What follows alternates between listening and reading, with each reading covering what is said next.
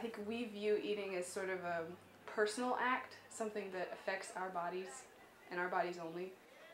But actually it's a very political act.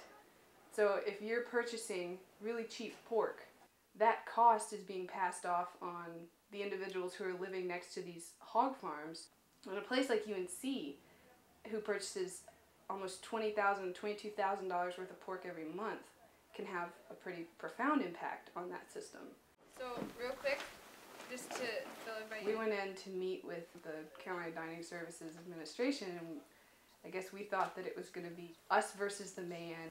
But when we sat down with the vending director, Scott Myers, I immediately recognized that he didn't really know any more about the food system than I did.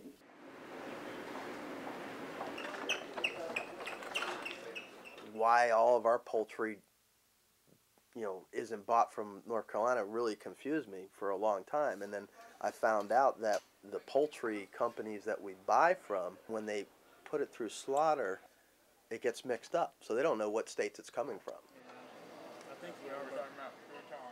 I think in terms of roadblocks to more sustainable dining, the culture would probably be one of the major roadblocks. And the needs of customers has been, I want what I want, when I want it, and where I want it. This is kind of the difference between the cage-free and the cage, so they have a lot better. Sometimes it's hard to approach someone right about the time they're ready to go eat at Lenore and say, do you know what's on your plate? And oftentimes people will say they don't like the food anyway, and they don't really care, and they don't really want to talk about it. But sometimes you really do reach a student who just hasn't ever thought about it before. You say, well, here's a picture of a caged chicken. Here's a picture of a cage-free chicken. Doesn't this one look healthier?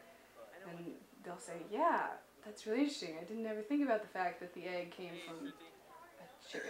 It's really exciting when you get to talk to someone and they have sort of that little bitty revelation and say, oh yeah, I need to think about where the egg came from in the first place. So the goal of the Cage-Free Eggs Day was just to say, this is sustainable, and students need to pay attention to this. This is a good thing that UNC is doing. Eat the cage-free egg and think about it.